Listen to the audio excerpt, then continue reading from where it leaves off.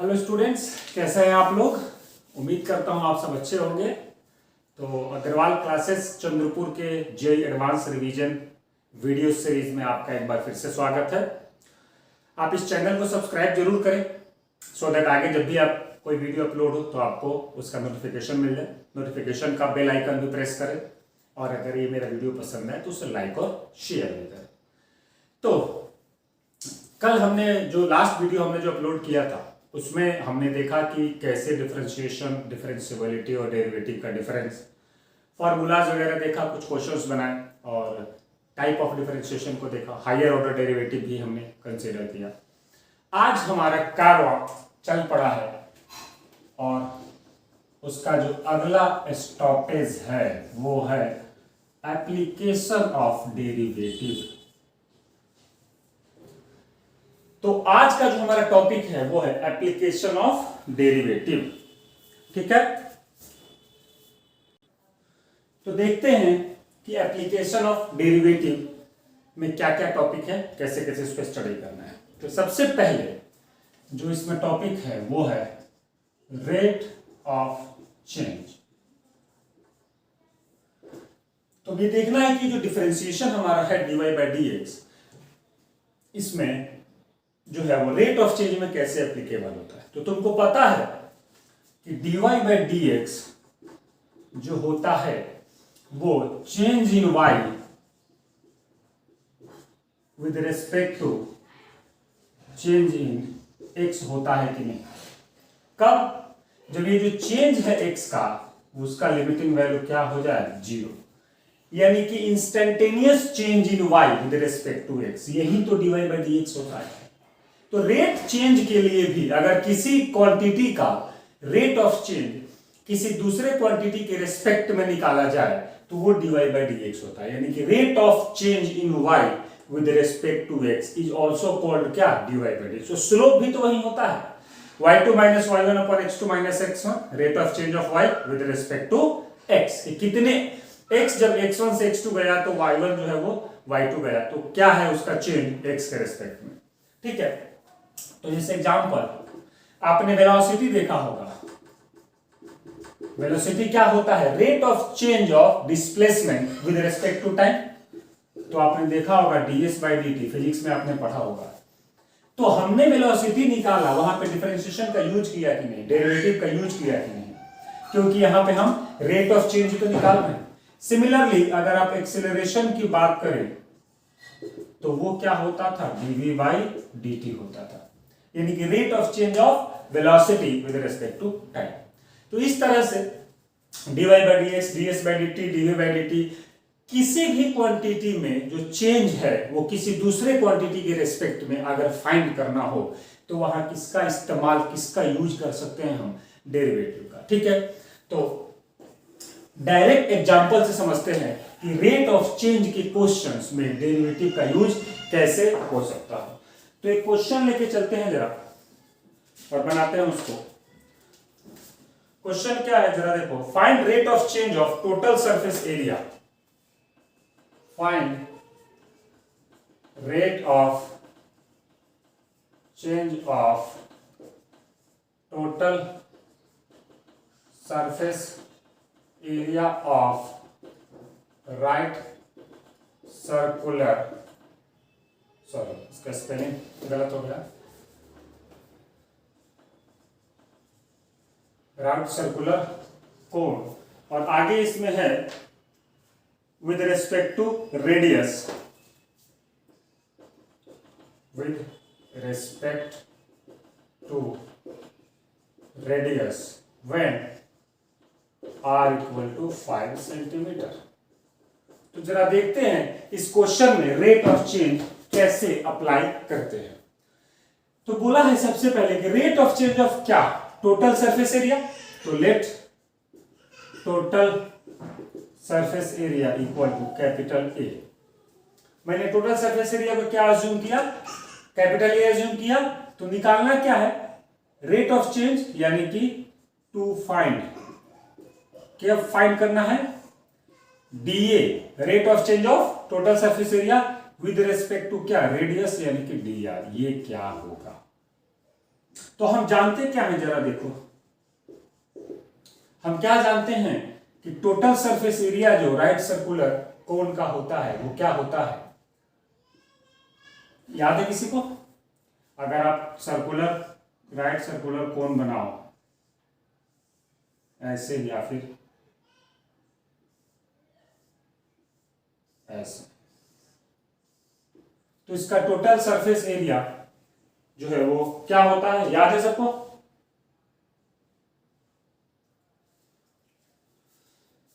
पहले तो इसके लिए बेस के लिए इसका जो है वो हमारा रेडियस r हो जाएगा, ये h हो जाएगा और l हो जाएगा। तो पाई r स्क्वायर तो किसके लिए, बेस के लिए, और फिर स्लांट सरफेस एरिया क्या होता है, पाई r l होता है। तो पाई r स्क्वायर और पाई r l। अब ठीक है, अब इसका डायग्राम जरा बनाते हैं जो भी बनाया था दोबारा।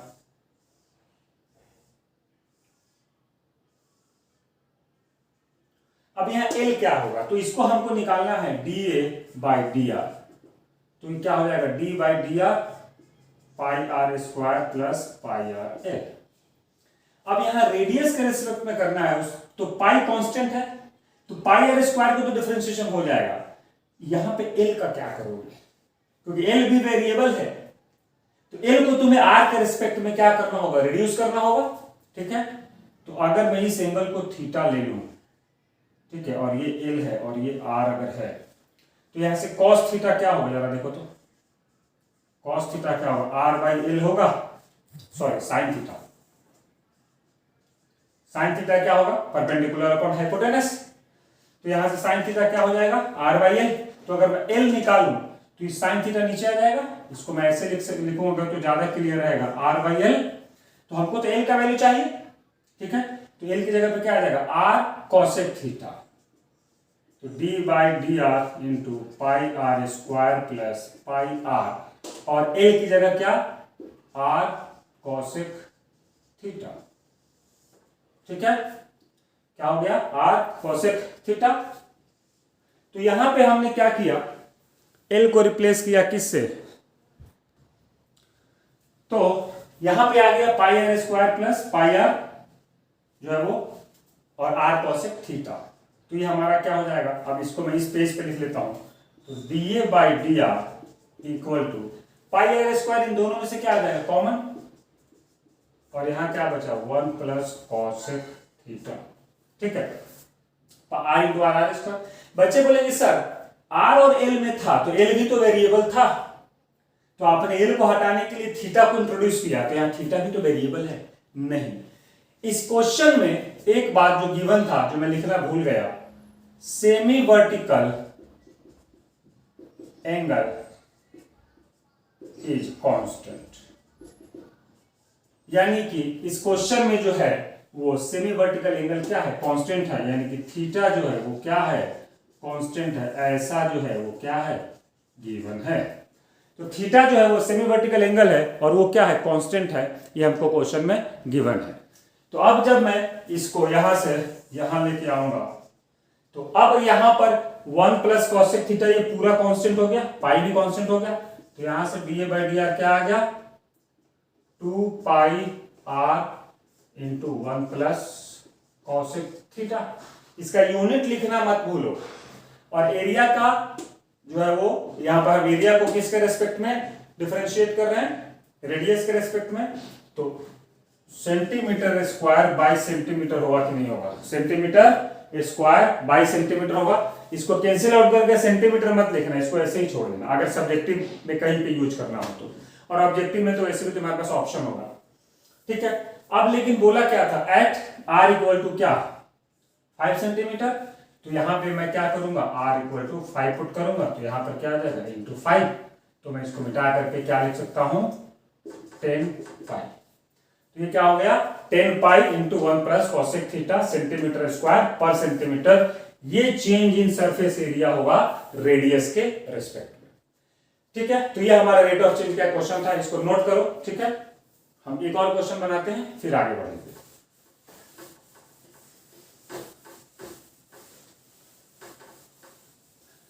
अभी इसमें मार्जिनल कॉस्ट और मार्जिनल रेवेन्यू के भी क्वेश्चन आएंगे। एक और क्वेश्चन बनाते हैं इसका, फिर आगे बढ़ेंगे।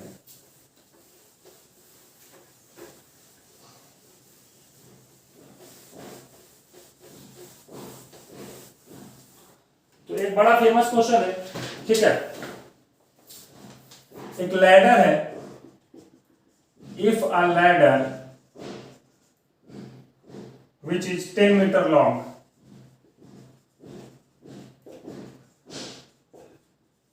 और इसको किसी दीवार के सहारे खड़ा किया गया है, rest against a wall, rest against a wall, ठीक है। एक जो है वो 10 मीटर लंबा सीढ़ी है, लैडर है, जिसको किसी दीवार से खड़ा किया गया है, जैसे ऐसे दीवार से सीढ़ी खड़ा होता है, ठीक है। आगे क्या बोल रहा है question, if the base of ladder slides away, if the base of ladder slides away, अगर लैडर का बेस जो है वो बाहर की तरफ क्या करे, स्लाइड किया जाएगा, ठीक है, from the wall, slides away from the wall at 1 meter per second, then how fast is the top of ladder sliding down? Then how fast the top of ladder slides down, ठीक है। Question को समझो पहले। इसमें एक और line add है, when base is 6 meter away from wall। तो क्वेश्चन क्या है कि जैसे मान लो सपोज ये बेस है, यहां पे एक लैडर है ऐसे, ठीक है। अब अगर मैं इसको पीछे की तरफ खींचूं, मार्कर को अगर मैं देखो जरा ध्यान से, अगर मैं पीछे की तरफ खींचूं ऐसे, तो इसका टॉप भी तो नीचे की तरफ आएगा, ठीक है। तो यानी कि ये वॉल है हमारा और ये हमारा ग्राउंड है, ठीक है। यहां पे एक स्टेयर्स रखा हुआ है, ठीक है।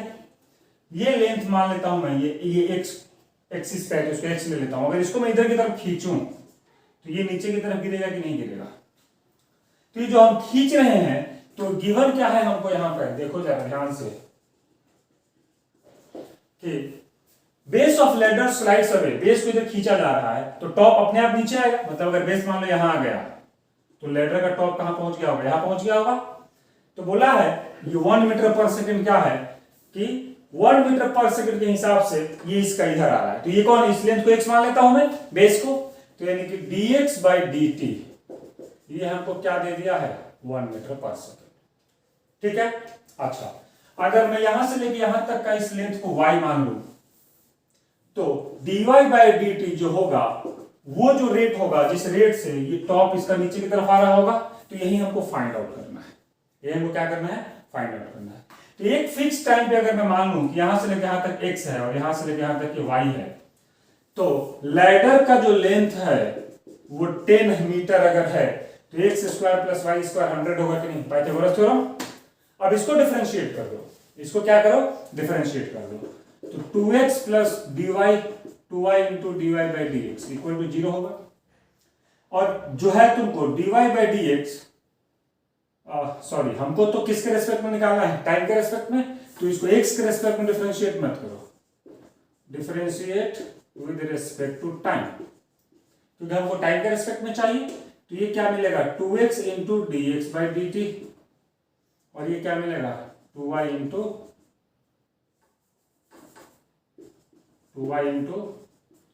D y by d t equal to क्या, 0। अब हमको गिवन क्या है, d x by d t, ये रहा 1, तो 2x into 1 plus 2y into d y by d t equal to 0। तो तुमको निकालना क्या है, d y by d t. तो इसको उधर भेज दो तो -2x, और इसको नीचे ले आओ तो प्लस 2y, तो ये क्या आ गया -x बाई वाई। तो d y by d t क्या आ गया, -x बाई वाई। तो हमको ये पूछा कब था, dy बाई डी टी, जब base is 6 metre away from wall. खींचते खींचते जो इसका बेस है ये आगे बढ़ते बढ़ते इससे 6 मीटर की दूरी पर है। तो यानी कि x क्या दे दिया है, 6 दे दिया है। तो जब x 6 होगा तो y भी तो फिक्स होगा, और y क्या होगा फिर 8 होगा कि नहीं होगा, क्योंकि लैडर का जो ये लेंथ है ये तो फिक्स है 10 मीटर है। तो जब 6 होगा बेस तो उसका हाइट क्या होगा 8, तभी तो 10 देगा वो, 6 से 10 पाइथागोरस ट्रिपलेट। तो जब x 6 होगा तो -6 बाई y क्या रहेगा 8 रहेगा, यानी कि -3/2 मीटर पर सेकेंड, क्योंकि y हमारा लेंथ है और t हमारा टाइम है, तो लेंथ और टाइम का रेट ऑफ चेंज यानी कि मीटर पर सेकेंड, तो ये हमारा आंसर हो जाएगा। ये नेगेटिव आया है और यहां पर जो ये दिया था ये पॉजिटिव दिया था, क्योंकि ये डाउन हो रहा है, डिक्रीज हो रहा है, तो जब डिक्रीज होगा तो इसका आंसर क्या आएगा नेगेटिव आएगा, और इंक्रीज होता तो आंसर क्या आता पॉजिटिव आता। अब एक और बात ध्यान रखने वाली बात यह है कि अगर इस क्वेश्चन को मैं उल्टा कर देता, इस क्वेश्चन को साइन स्कीम समझाना चाह रहा हूं मैं, अगर मैं इसको उल्टा कर देता तो क्या होता, इसको नोट कर लेना, इसका स्क्रीनशॉट ले लो, नोट कर लेना कॉपी पे। अब अगर मान लो इसी क्वेश्चन में मैं क्या करूं, मैं ये लिख दूं कि same data in previous question ladder का जो लेंथ है वो तो 10 ही है, ठीक है, बट अब गिवन क्या है कि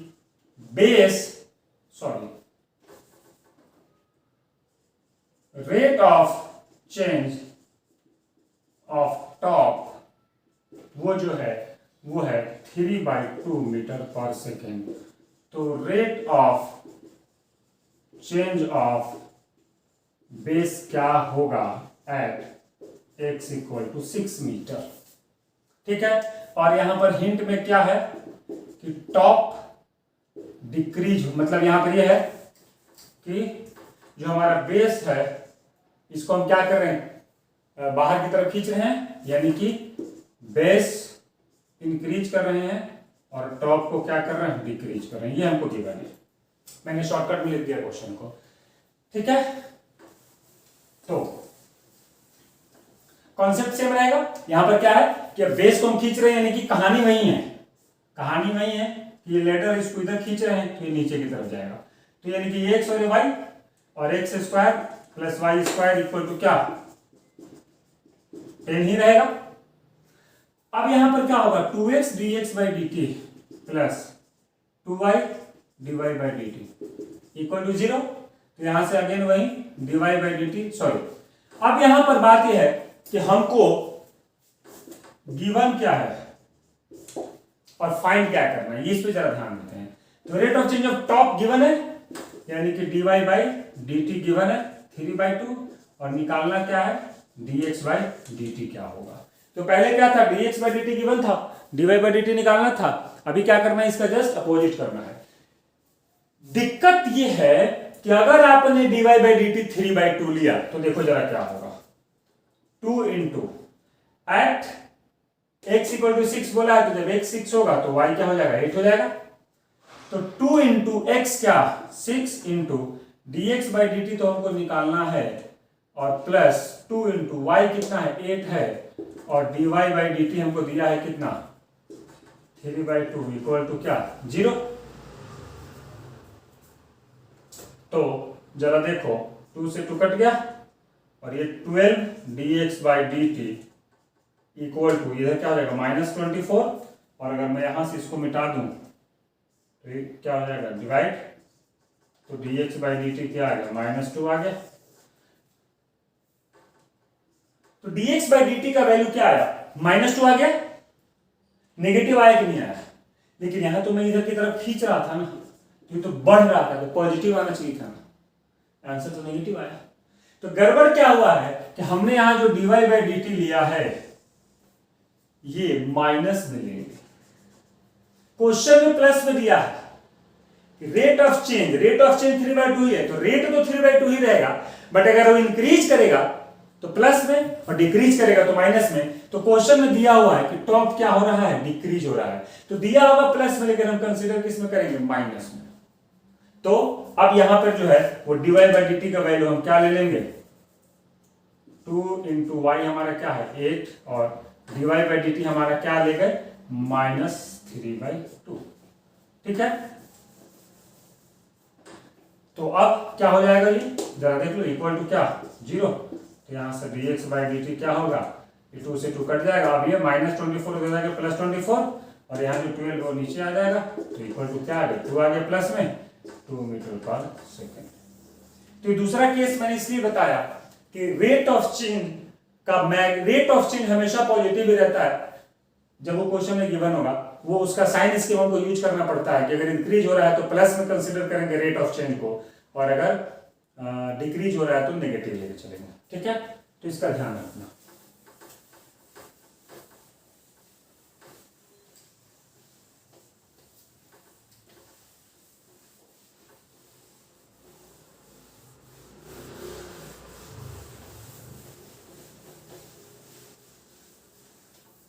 देखते हैं जरा मार्जिनल कॉस्ट क्या होता है।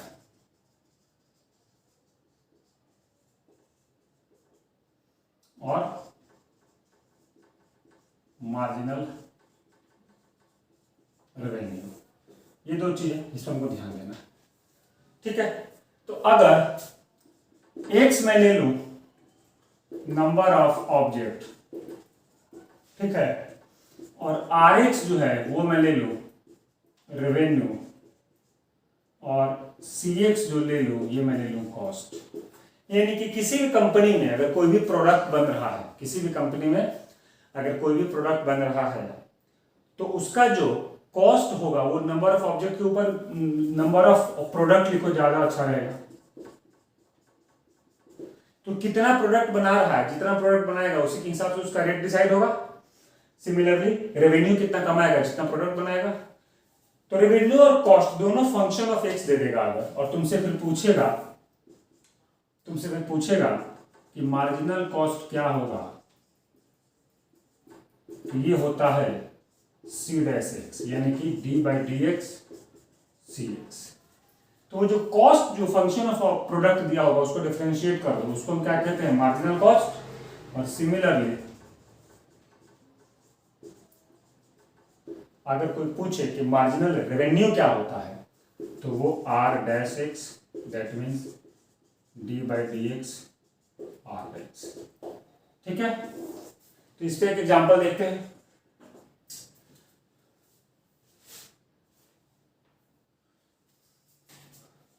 Cost of a company is 3x का power 4 minus 2x plus 1 and revenue is, that means Rx equal to ये, where x equal to number of product। तो बोला है कि find marginal cost revenue when company produce 10 product. अगर कोई company 10 product बनाती है तो उसका मार्जिनल कॉस्ट और मार्जिनल रेवेन्यू क्या होगा। तो सबसे पहले Cx हमको क्या दिया है, जरा देखो, 3x का पावर 4 माइनस 2x प्लस 1। तो यहां से मैं मार्जिनल कॉस्ट निकाल लूंगा। तो मार्जिनल कॉस्ट क्या होगा, इसको डिफरेंशिएट कर दूंगा, तो 12x क्यूब माइनस 2। अब मार्जिनल कॉस्ट कब, जब कितने प्रोडक्ट हो, 10 प्रोडक्ट, तो ये क्या हो जाएगा 12 इंटू 1000 माइनस 2, क्योंकि यहां पर x की जगह 10 आएगा, तो ये क्या होगा 12,000 माइनस 2, यानी कि 11,998 रुपीज। तो ये हमारा क्या हो जाएगा मार्जिनल कॉस्ट। सिमिलरली अगर मैं रेवेन्यू देखूं जरा, तो वो क्या दिया है, 2x square plus 5x minus 10। तो मार्जिनल रेवेन्यू क्या होगा, m डॉट r डॉट, इसको डिफरेंशिएट करूंगा तो 4x प्लस 5 होगा। लेकिन मार्जिनल रेवेन्यू कब, जब कंपनी कितना प्रोडक्ट बना रही है, 10 प्रोडक्ट, तो x की जगह 10 यूज करेंगे हम, तो 4 इंटू 10 प्लस 5 दैट इज क्या 45 रुपीज। तो उसका मार्जिनल कॉस्ट क्या है 11,998 और मार्जिनल रेवेन्यू क्या है 45 रुपीज। तो इस तरह से अगर मार्जिनल कॉस्ट और मार्जिनल रेवेन्यू का कॉन्सेप्ट है तो तुम ऐसे कर सकते हो। तो अगला टॉपिक जो है हमारा एप्लीकेशन ऑफ डेरिवेटिव में, वो है टेंजेंट एंड नॉर्मल।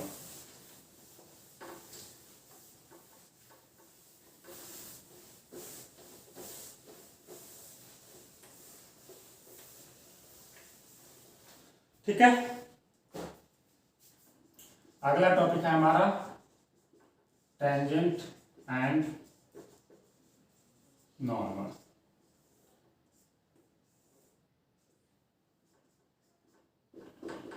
ठीक है, टेंजेंट और नॉर्मल क्या होता है, कैसे इसमें डिफरेंशिएशन को यूज करेंगे। तुमको पता है कि dy बाई डी एक्स, जिसको हम लिखते हैं D F x by d x, ये क्या होता है, स्लोप ऑफ टेंजेंट। कैसे इसको यूज करें जरा देखो। सपोज करो let a curve is y equal to f x and a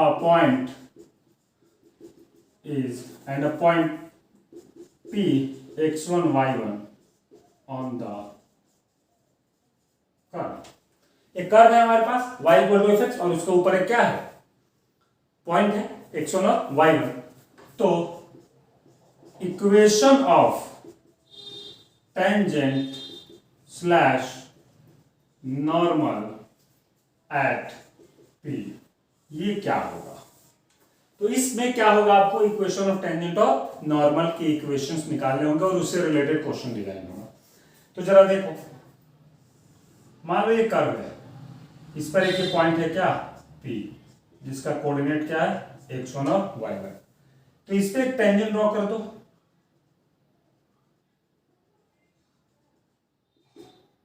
ये हमारा टेंजेंट T हो गया और एक नॉर्मल ड्रॉ कर दो, ये हमारा हो गया n। तो हमको इस टेंजेंट का इक्वेशन और इस नॉर्मल का इक्वेशन बताना है। इंफॉर्मेशन हमारे पास क्या रहेगा, एक तो इक्वेशन ऑफ कर्व और दूसरा पॉइंट ऑन कर्व, बस ये दो इंफॉर्मेशन होगा। ठीक है, तो अगर मैं बात करूं स्लोप ऑफ टेंजेंट, तो ये क्या होगा, ये dy बाई dx होता है कि नहीं।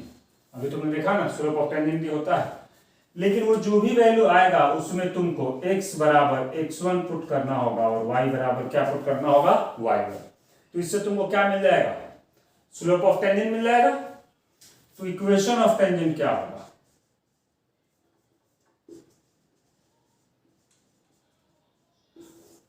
क्योंकि इस पॉइंट से टेंजेंट पास हो रहा है और स्लोप तुमने निकाल ही लिया, तो स्लोप पॉइंट फॉर्म लगा दोगे तो क्या होगा, y minus y1 equal to dy by dx at x1 y1। तो कई बार इसको शॉर्ट में ऐसे भी लिख दिया जाता है dy1 अपॉन dx1। इसका क्या मतलब होता है कि dy बाई dx निकाल लो और उसमें x की जगह x1 पुट करो, y की जगह y1 पुट करो और इनटू क्या x माइनस x1। ठीक है, तो ये हमारा हो गया किसका कॉन्सेप्ट, टेंजेंट का। अगर बात की जाए नॉर्मल की, तो स्लोप ऑफ नॉर्मल क्या होगा,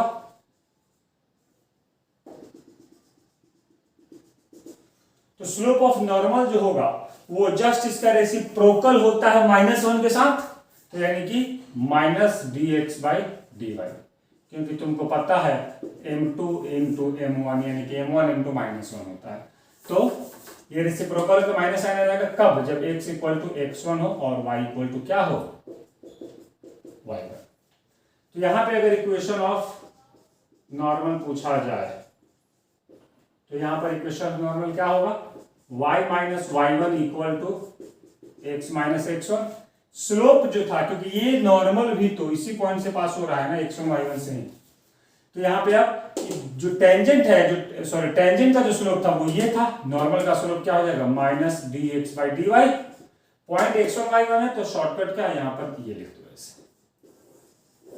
तो इस तरह से जो है वो तुम अगर कोई फंक्शन दिया हो और साथ में उस पर कोई पॉइंट दिया हो तो उस पॉइंट पे तुम टेंजेंट और नॉर्मल का इक्वेशन निकाल सकते हो। तो इसको नोट करो, ये इसका स्क्रीनशॉट ले लो।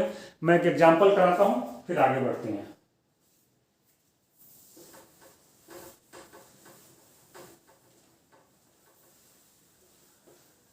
तो इस पे बहुत इंपॉर्टेंट क्वेश्चंस आते हैं। अभी इसमें length of tangent, length of normal, को टेंजेंट को नॉर्मल के कॉन्सेप्ट भी आएंगे तो हम आगे देखेंगे। फिलहाल अभी क्वेश्चन बनाते हैं।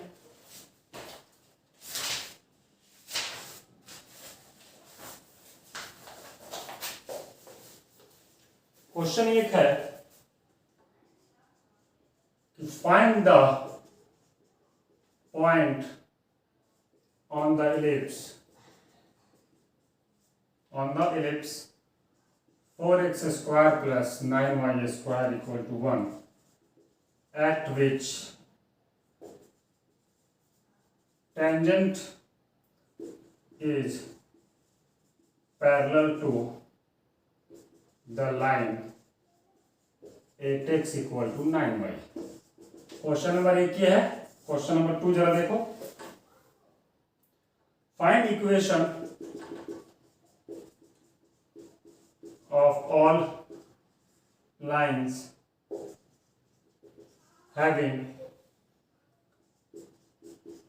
slope equal to 3 and being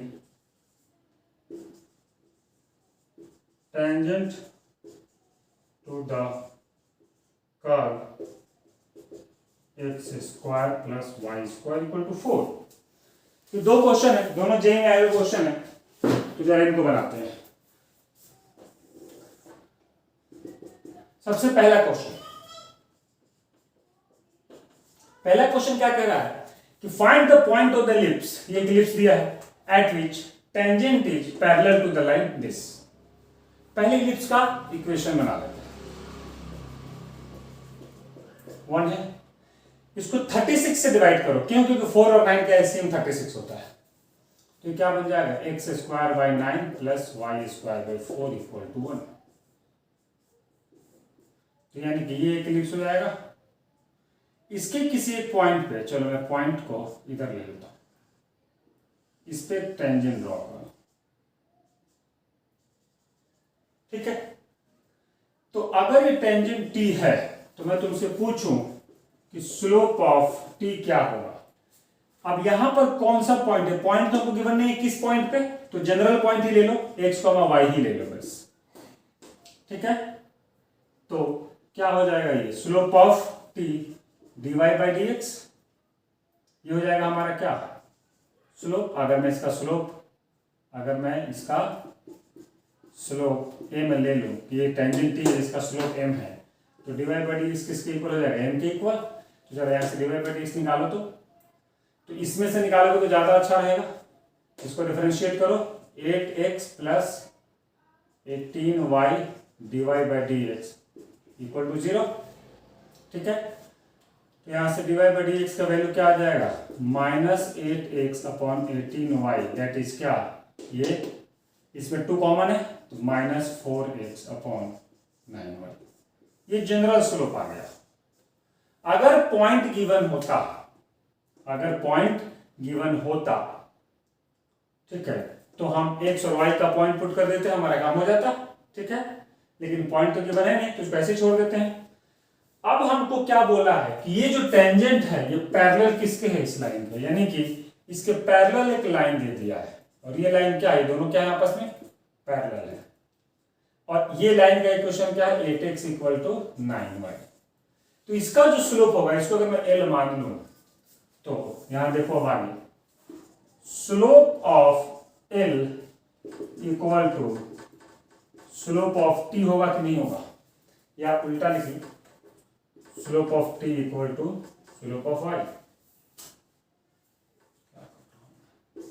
slope of t equal to slope of l, यानी कि ये हमारा लाइन t है और ये हमारा लाइन l है, दोनों पैरेलल, दोनों का स्लोप इक्वल होगा। तो इसका स्लोप क्या होगा? y equal to mx plus c होता है, तो कोफिशिएंट को इधर भेजो, तो 8/9, तो यानी कि स्लोप ऑफ l तो 8/9 है, और हमने स्लोप ऑफ t क्या निकाला है? माइनस 4x अपॉन 9y, ठीक है। तो अभी 9 से तो 9 गया, इस y को उधर भेज दो, और इससे कट जाएगा ये 2 से, तो इक्वल टू यहाँ पर सिर्फ क्या बचा? 2 बचा, तो x इक्वल टू क्या? माइनस उधर भेज दो, माइनस 2y। तो ये पॉइंट जो है, ऐसे कितने होंगे लाइन? तो बहुत सारे लाइन होंगे, तो उसका जो कोऑर्डिनेट है उसके बीच का रिलेशन क्या आ गया? x equal to minus 2y। तो ये तो इसके x और y के कोऑर्डिनेट में क्या दे दिया? हमको रिलेशन दे दिया, लेकिन अपने को तो इसका कोऑर्डिनेट का वैल्यू चाहिए। समझ में आया कि नहीं आया? अब यहां से तुम क्या करोगे? यहां से 2 तरीके हैं सॉल्व करने के। एक तो पैरामेट्रिक फॉर्म, तुम चाहो तो कर सकते हो, या एक तरीका यह है कि ये जो पॉइंट है ये इस इक्वेशन को भी तो सेटिस्फाई करेगा, क्योंकि ये पॉइंट इस एलिप्स के ऊपर भी है। तो तुम क्या करोगे आगे, या तो यहाँ पे तुम पैरामेट्रिक फॉर्म लेते तो थीटा में आता सारा, ठीक है, बट वो मैंने लिया नहीं। तो अब हम क्या करेंगे कि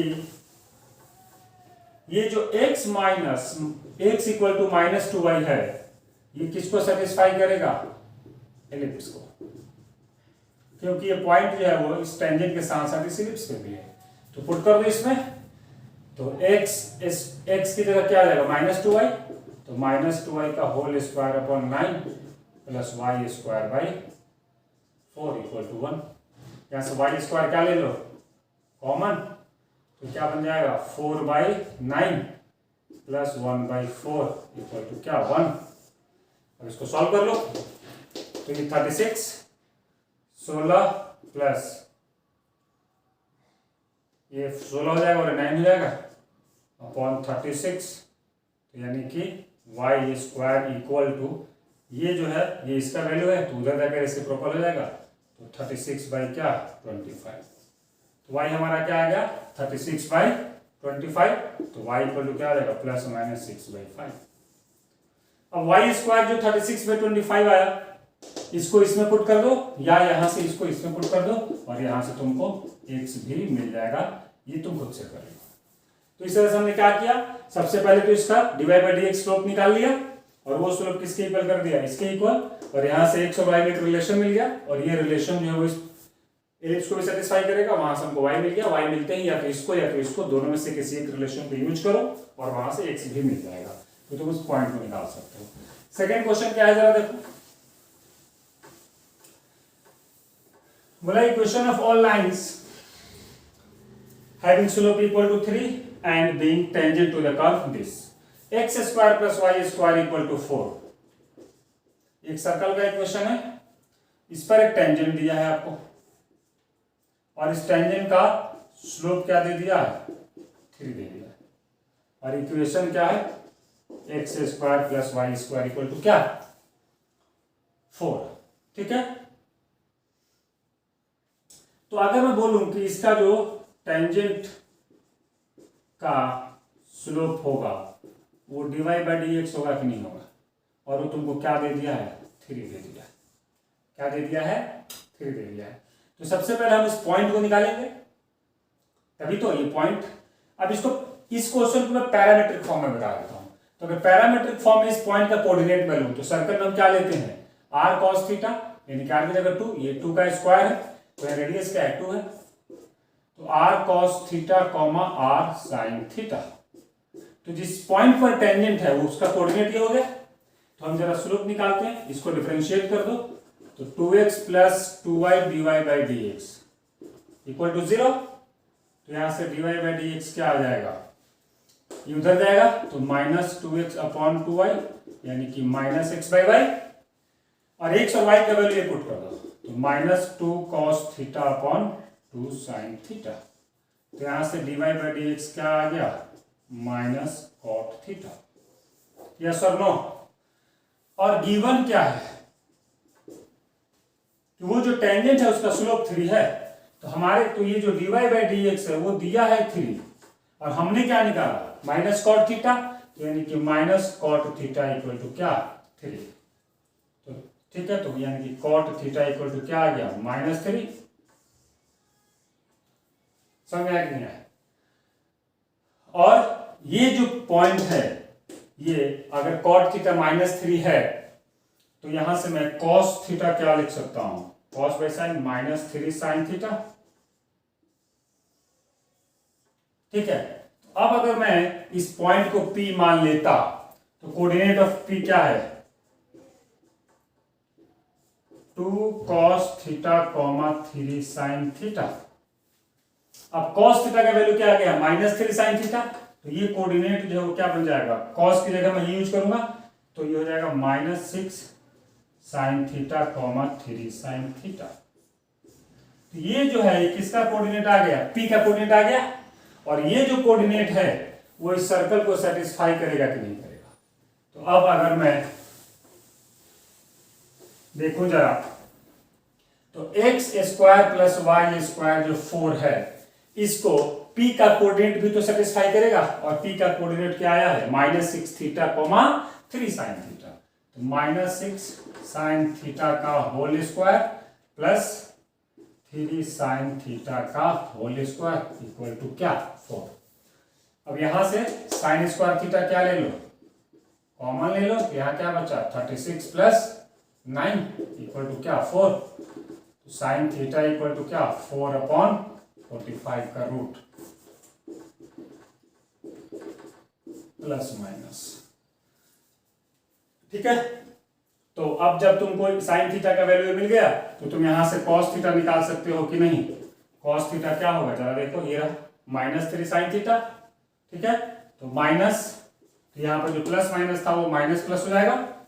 ठीक है, और 3√4/45।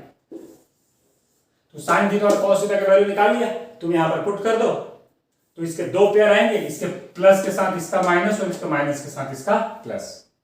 तो 2 पॉइंट होंगे ऐसे पी के जैसे, और उस दोनों पॉइंट के लिए स्लोप तो तुमको पहले से पता है क्या 3 है। तुमको पॉइंट का कोऑर्डिनेट भी मिल गया क्योंकि मैंने पॉइंट किस में मारा था 2 cos थीटा और 2 sin थीटा। तो कॉस और साइन थीटा के पेयर हम यहां से निकाल लेंगे। एक बार कॉस माइनस में आएगा तो साइन प्लस में, और कॉस प्लस में आएगा तो साइन माइनस में। 2 पॉइंट मिलेंगे P, P डैश। तो लाइन भी कितने होंगे 2 लाइंस, एक P से पास हो रहा होगा और एक P डैश से पास हो रहा होगा, दोनों का स्लोप क्या होगा 3 होगा। तो एक बार P के साथ 3 लेके स्लोप पॉइंट फॉर्म लगा दो, एक बार P डैश के साथ 3 लेके स्लोप पॉइंट फॉर्म लगा दो, तो 2 लाइन की इक्वेशन है। तो ये हमारा क्या था टेंजेंट एंड नॉर्मल। इसमें भी एक हिस्सा बाकी है, लेंथ ऑफ टेंजेंट किसे कहते हैं और लेंथ ऑफ सब टेंजेंट किसे कहते हैं। सिमिलरली लेंथ ऑफ नॉर्मल किसे कहते हैं और लेंथ ऑफ सब नॉर्मल किसे कहते हैं। और उसके साथ साथ फिर इंक्रीजिंग डिक्रीजिंग मैक्सिमम मिनिमम, तो ये हम नेक्स्ट वीडियो में कंसीडर करेंगे।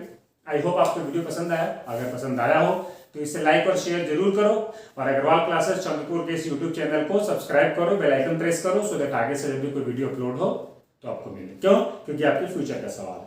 घर में रहो, सुरक्षित रहो, सेल्फ स्टडी करते रहो। कोई तकलीफ है तो कमेंट बॉक्स में जाके मैसेज करो, हम उसको जरूर कंसीडर करेंगे। तब तक अपना ख्याल रखो। Good bye.